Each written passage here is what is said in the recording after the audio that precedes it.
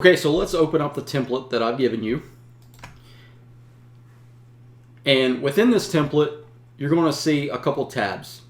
You're going to see the balance sheet and cheat sheet, discount cheat sheet, balance sheet template, and forecasting, and then calculating bonds. Up here within the Apple template that I've given, I have a cheat sheet for price to earnings ratio and the percentage of returns for each one. So if you see a stock at a PE of 15, you know that your return rate is going to be around 6.6% for the entire year. And then if something has a price to book value ratio, you understand that the margin of safety, if basically the risk of your investment, whether it's 20%, 33% by the price to book value ratio over here. And then over here, I just basically broke down Apple at the current moment, and as you can see, it's based off the fiscal year ended September 28, 2019. And then just remember, every financial sheet usually tells you what the numbers are, and in this case in millions except per share amounts, but I went ahead and just broke it down in the total format. So here's the definitions that you might see on a income, balance sheet, etc., and that is just covered right here in this area, and you can resort to this anytime.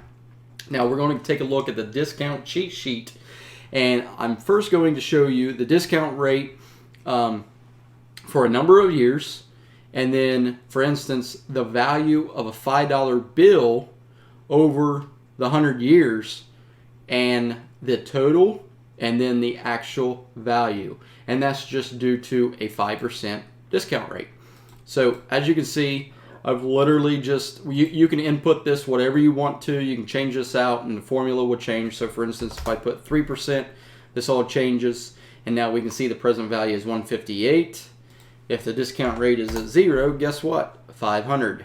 And then if it deflates or whatever for 10% every single year, the current value of $5, or this in total contract per se, is only $49. So that's why I ask you the question whether or not you would want to have $10,000 over 10 years, or a lump sum of $9,000, but it's going to be discounted. And that's how this works, and this is the formula.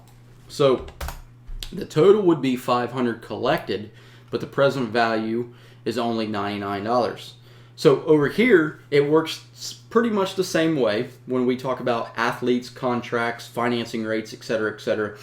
When it's longer term, it's going to be more versus a lump sum. And that works both ways, whether you're paying for something or if you're receiving something. So for instance, LeBron James here is earning $5 million each year, which is probably a lot lower than what he actually is. We all know that. But $5 million each year for a total payment amount of $25 million. If it's discounted, that's taking, inflation rate, risk premium right here. We discounted the contract at 7%. So really, the contract is only worth $20.5 million. So this is where athletes get offered two options, whether the lump sum, but it's going to be discounted, or a payment that is longer term and a little bit more. As they say, $1 today is worth more than $1 tomorrow. So some people rather have that amount now than take the risk themselves, and vice versa. If it's the team or the general manager, whoever, they're taking a risk on Mr. James here. So they try to work out deals based upon the discount rates, and most of the time the inflation rate again is the 10-year treasury bill plus the risk premium. So that's why I say if inflation is generally 1.7 to 2% every single year, that's automatic right here. And then we have to calculate in our risk for the individual, for the sport, etc. So that's why I've discounted it at 7%. The formula for Microsoft Excel here is the net present value times the percentage, and then the sum of the payments. So I hope this video helps to understand the intrinsic value or net present value when it comes to certain terms like this. So the next time you're investing, you're going to see why I've mentioned intrinsic value many times, and why I like that formula for the fact that I know what I'm investing in now and what it will be worth later on. So that's it for this video. I'll see you over the next slide. And again, I hope this helped. If it didn't, reach out to me on the website, Facebook group, or wherever. Anyways, that's it. Thank you.